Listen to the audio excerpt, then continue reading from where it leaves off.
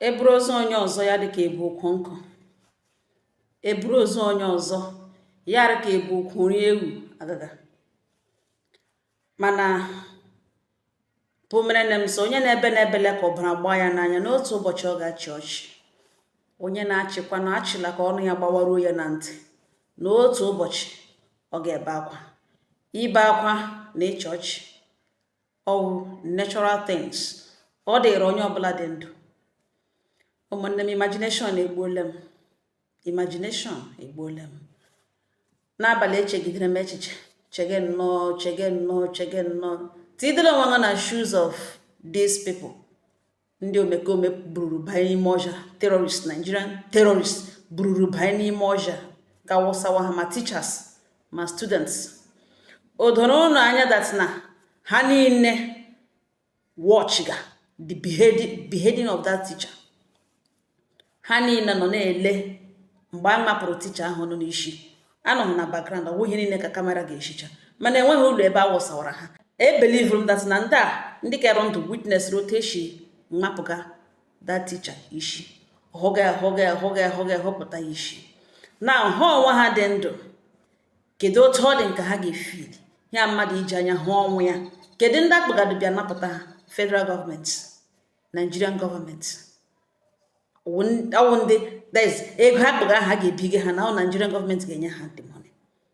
Ụmụnne m, tigodo onwe na emotional state, the trauma nọ n'ihu your co-victim. Egede ya na ka ewu were nnọọ mma họga họpụta ya ishie, separate ishie from olu ya. Chilie ha nwa dị ndụ. Ihe ọ pụtara wụ enwere ike apụta ha n'ụkọta mgbanwere ha otu onye gbupụ isi, ọ ewere otu onye gbuo ha na ụdị ọzọ masịrị ha. N'ihi na igbu mmadụ na-atọ ndị ụtọ, ọbara chachie ha anya, ọ na-amasị ha, ọ na-agụ ha dịka addiction. Ha pụta ha ga nwere otu onye chọọ n'ụdị ha ga-eji gbuo onye ahụ. Ụmụnne m, ọwụ mmadụ ibe anyị ka nọ n'ime ọja ndị different areas, different locations. Awụsawa ụmụ mmadụ wụsawa ha, ma ụmụaka ururu ụmụaka, ma ndị nne ma ndị nna, ma ụmụ okorobịa awụsawa ha n'ime ọja ahụ. Na ihe m chọrọ ka ụnụ ghọtawo n'ime ọja ahụ, the same ime ọja ahụ, the same place. Ikekwe ndị anọ n'azụ kameraman ọ mebie nwere ebe achịsawara ha kamera fọkọszie igosi ụwa otu esi ahọpụga dat onye nkụzi ha na isi. Ndị agha na-ele onye egidere otu egidere ha, ewere nnọọ mma bege ishie bepụta ya ishie. Hello, o wee painful situation.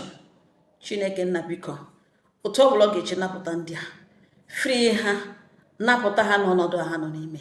Some of them self rescue godo ha, the trauma abana ha n'ọmị ọkpụkpụ. Obi ga na-amapụ ha, ụjọ ga na-atọ, ọ ga-etekekwe ha time iji pụta out of that situation. Ọ na ị na-eme njem ugbu a na-akpachapụ anya. Iwe onye na-aga wee naghị ekwu ebe ị na-aga, biko kwụsị ya. Enwekwara ihe mere mee time ị chọrọ iji ime travel, nwofu ihe abịa kpaghị enwe ihu, ọ nwunye ha egode ngana ya bụ ekowe nkụkọ, ihe obi agba ahụ njọ, njem ahụ emezighị ya. Unu korocha kelee Chineke n'ihi na every disappointment or blessing. Medele na imagine, tidele onwe ha na shoes ndị anọ n'ime ọhịa, ndị ka aka ji aka na-akpọ federal government weta ego. Ndị witness otu esi mmapụga onye otu ha isi, a teacher, other teachers na-ele ahụghị isi, this man hụga chaga chapụ ya. Chineke nna bi n'eluigwe, anyị nwa nọ ebe na-enwe onye ji anyị aka akpara ha anyị agaghị aghọtacha. Pipa aghọtagaghị ihe ndị agabigaga, pipa aghọtagaghị ihe ndị n'ime ọhịa gabigaga. Otu ama nọ n'ugbu a na otu am nọ na-ekwu ihe n'ugbu a na a lot of people nọ n'ime ọhịa na-arịọ Chineke, na-asị Chineke na ọ bụrụ na ọ ga-anapụta ha n'ọnọdụ a, na ọ bụrụ naanị na ọ ga-anapụta ha n'ọnọdụ a. Gị na onwe gị Chineke na-anapụtarala gị na onwe gị ugbu a na Jehova nọnyere m, grace Chineke gabara ụba n'ebe ị nọ. Ahapụghị important things a ga na-ekwu na-aka akụkọ Frank Edoho na nwunye na Chike. Adults mere onwe ha ihe masịrị ha, catching their fun, their pleasure n'ụdị o ji masị ha. Enwere bigger situations. Nigeria nwere bigger problem, bigger so many things to be concerned for. A lot of things ekwesịrị itiga uche jụọ ajụjụ sọ gịnị mere enwe onye kwu ya ka na-akọ akụkọ Frank Edoho akọ akụkọ nwunye na Chike were nna mmadụ a father a brother a Christian were edoro isi ya were kpọm ma hụga obijiri were mma oge hụga hụpụta isi separate ya isi wupụ ya